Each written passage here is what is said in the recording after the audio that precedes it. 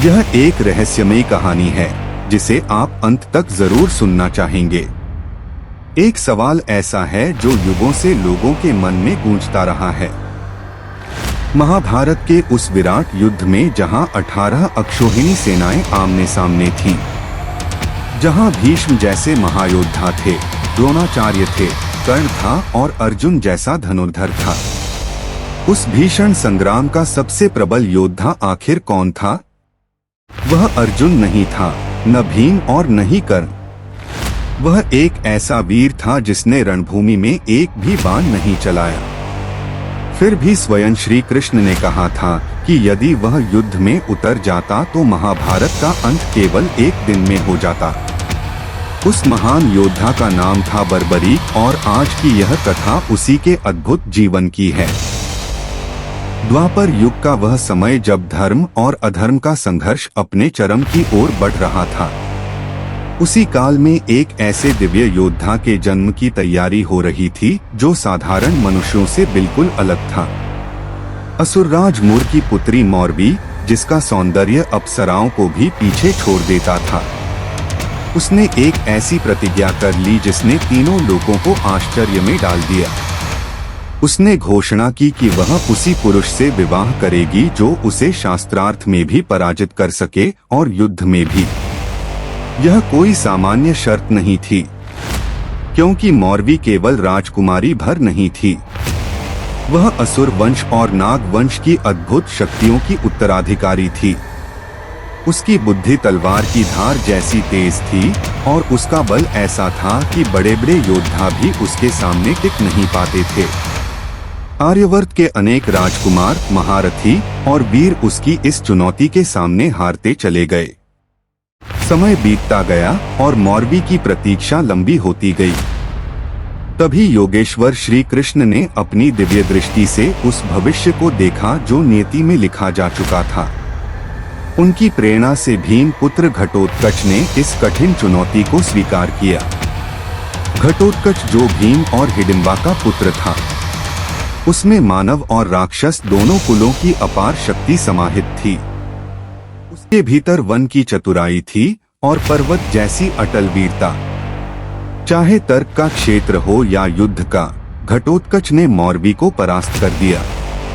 इस दिव्य मिलन से असुर, नाग और राक्षस वंश की शक्तियां एक साथ जुड़ गईं और इसी संगम से जन्म हुआ एक ऐसे बालक का जिसके आगमन से प्रकृति तक विचलित हो उठी।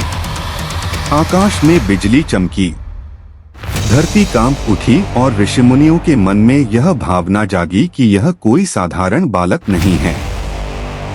उस शिशु के सिर पर घने और घुंघराले बाल थे जो सिंह के अयाल जैसे प्रतीत होते थे।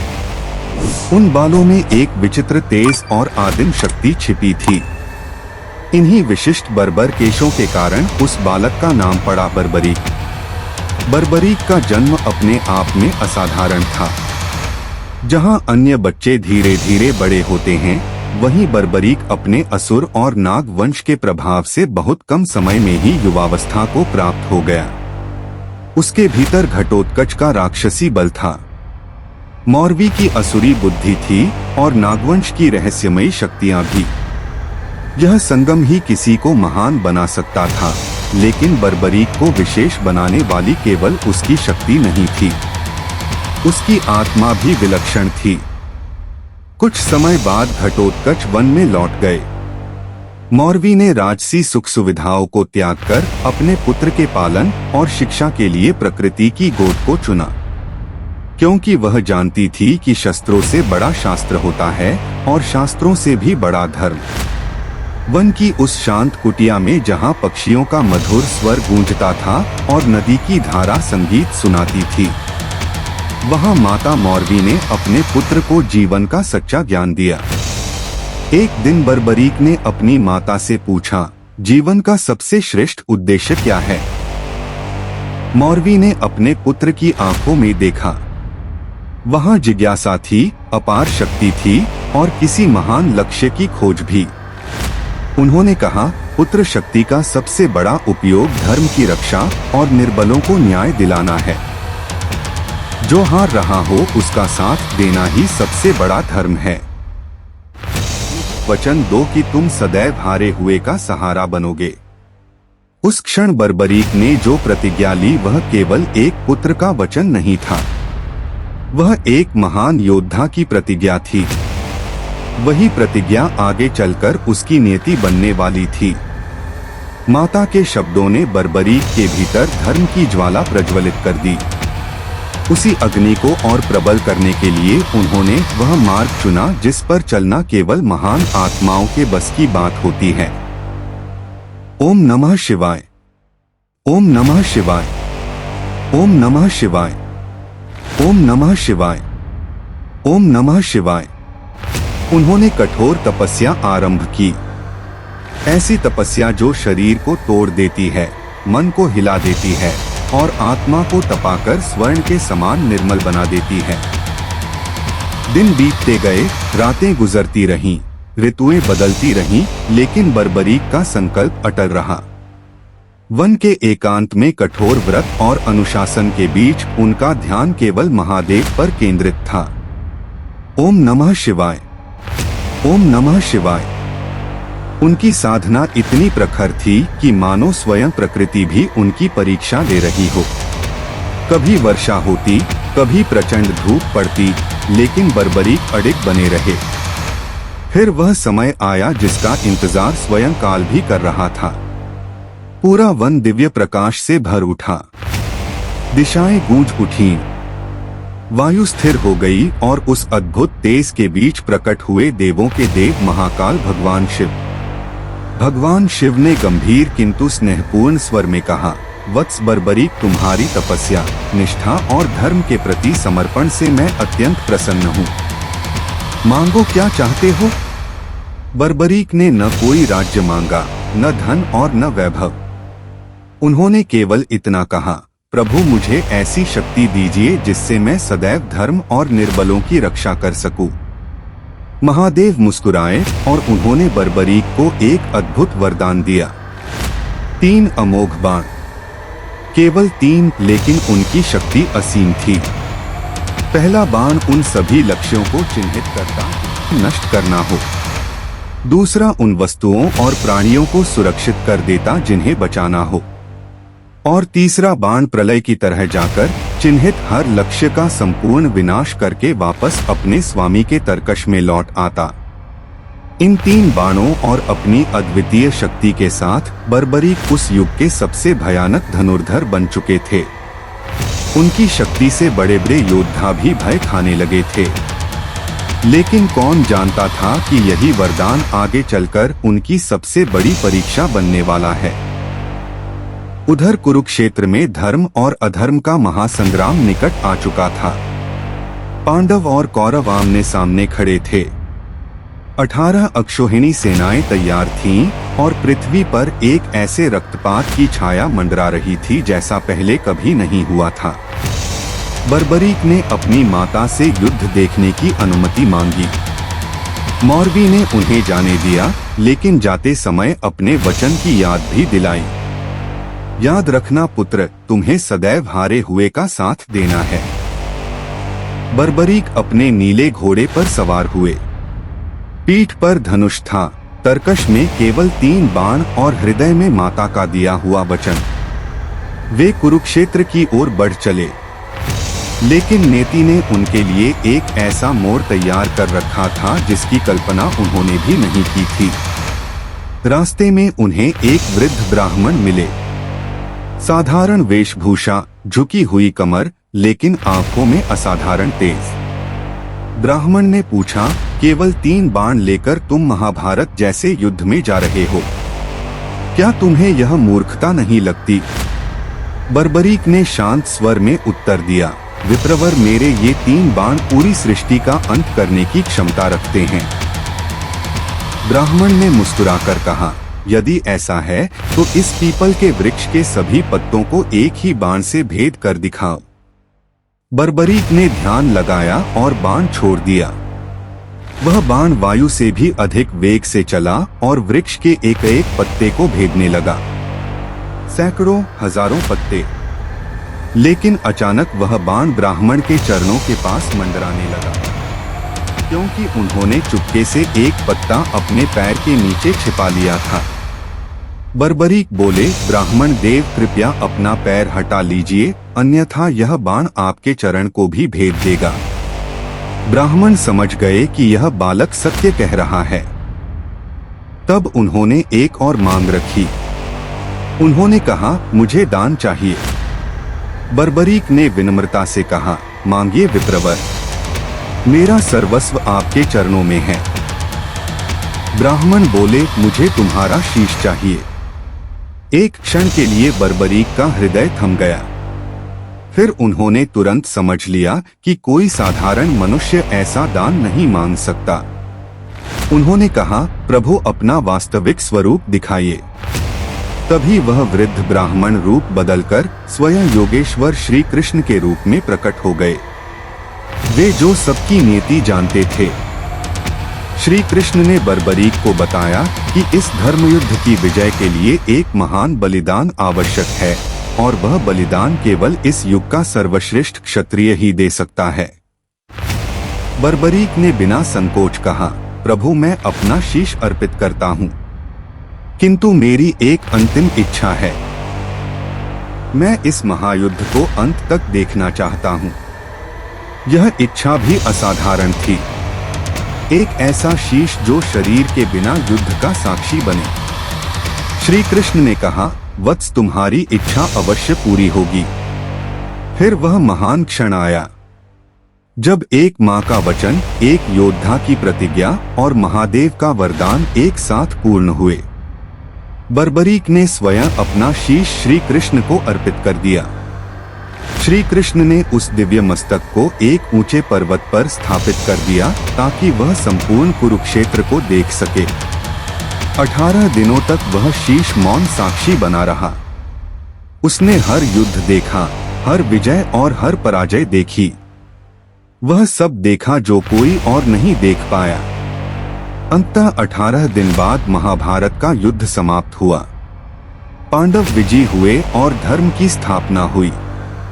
लेकिन विजय के बाद पांडवों के बीच यह विवाद शुरू हो गया कि युद्ध का सबसे बड़ा श्रेय किसे मिलना चाहिए।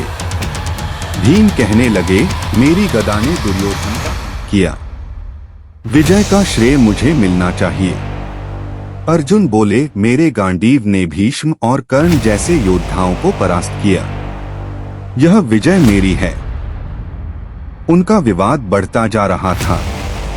तब श्री कृष्ण मुस्कुराए और बोले, इस प्रश्न का उत्तर वही दे सकता है जिसने पूरे युद्ध को निष्पक्ष होकर देखा हो। सभी उस पर्वत पर पहुंचे जहां बर्बरीक का दिव्य शीश रखा था।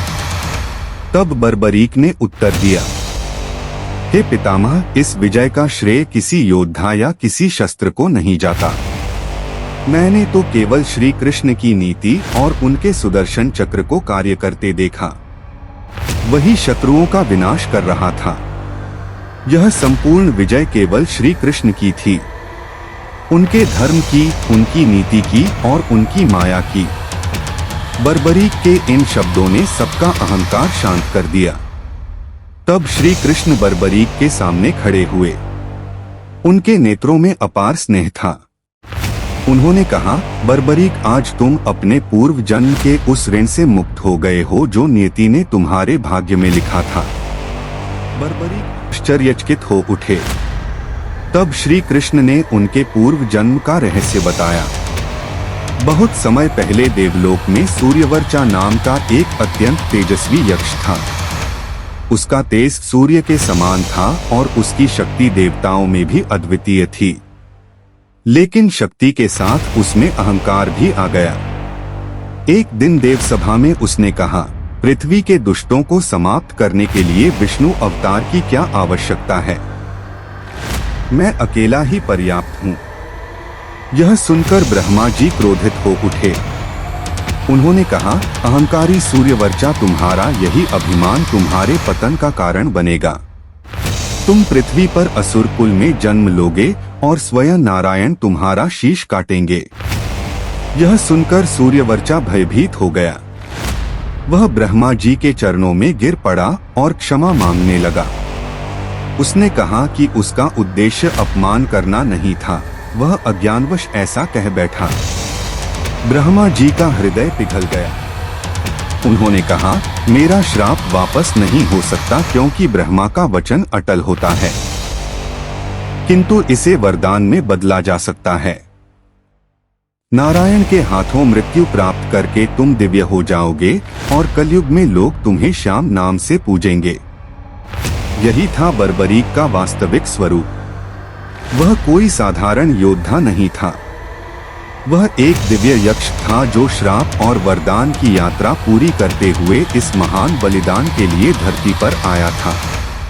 श्री कृष्ण ने उस दिव्य शीश की ओर देखा जो अब पूर्णतः निर्मल हो चुका था, जिसमें अहंकार का कोई अंश नहीं बचा था, जिसने अपना सर्वस्व बिना किसी अपेक्षा के समर्पित कर दिया था। श्री कृष्ण भावुक हो उठे। उन्होंने कहा, बर्बरीक, तुम्हारे महान त्याग से मैं अत्यंत प्रसन्न हूँ। कलयुग में तुम मेरे श्याम नाम से पूजे जाओगे। संसार तुम्हें हारे का सहारा कहकर पुकारेगा और जो भी सच्चे मन से तुम्हें याद करेगा उसकी पीड़ा मैं स्वयं दूर करूंगा। फिर एक अद्भुत घटना हुई। श्री कृष्ण की 16 दिव्य कलाएं उस शीश में समाहित हो गईं। वह अब केवल बर्बरीक का शीश नहीं रहा, वह श्री कृष्ण की दिव्य शक्तियों का निवास बन गया। समय बीतता गया, द्वापर युग समाप्त हुआ और वह दिव्य शीश रूपवती नदी के प्रवाह के साथ राजस्थान की पवित्र भूमि तक पहुंच गया। वहां मिट्टी की गहराइयों में वह सदियों तक छिपा रहा।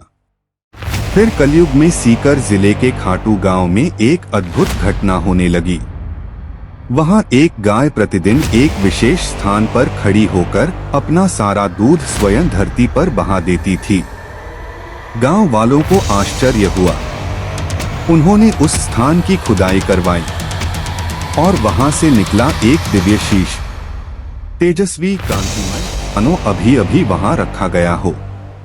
सदियां बीत जाने के बाद भी उसमें वही दिव्यता थी। यह समाचार तत्कालीन राजा रूप सिंह चौहान तक पहुंचा। उसी रात उन्हें स्वप्न में स्वयं श्याम बाबा के दर्शन हुए। उन्होंने आदेश दिया कि उस पावन शीश को भव्य मंदिर में स्थापित किया जाए। कार्तिक मास की शुक्ल एकादशी के पवित्र दिन वेद मंत्रों और विधि विधान के साथ उस दिव्य शीश की स्थापना हुई। वही दिन आज बाबा श्याम के प्रकट दिवस के रूप में मनाया जाता है। आज वही स्थान खाटू श्याम धाम के नाम से पूरी दुनिया में प्रसिद्ध है। वहां स्थित श्याम कुंड में स्नान करने से भक्तों के शारीरिक और मानसिक कष्ट दूर हो जाते हैं। हर वर्ष लाखों श्रद्धालु वहां पहुंचते हैं।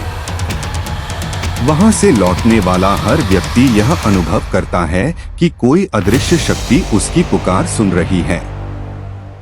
बर्बरीक का वह वचन आज भी जीवित है। उन्होंने कहा था कि वे हारे हुए का सहारा बनेंगे और आज भी वही कर रहे हैं। जो टूट चुका है उसे संभालते हैं, जो थक गया है उसे शक्ति देते हैं, जिसकी आशा समाप्त हो चुकी है उसके भीतर विश्वास की नई ज्योति जला देते हैं। एक यक्ष जिसने अहंकार के कारण श्राप पाया, एक योद्धा जिसने सर्वोच्च बलिदान दिया और एक देवता जो श्याम नाम से पूजे जाने लगे। यह केवल बर्बरीक की कथा नहीं है, यह उस सनातन सत्य की कथा है जो हर युग में यही सिखाता है कि अहंकार का अंत निश्चित है और त्याग ही सच्ची विजय है। जो वीर कभी कुरुक्षेत्र में केवल 3 बाणों के साथ खड़ा था, वही आज करोड़ों भक्तों के हृदय में विराजमान है। बिना किसी अस्त्र के, बिना किसी शस्त्र के, केवल अपनी करुणा के बल पर। जय श्री श्याम। हारे का सहारा बाबा श्याम।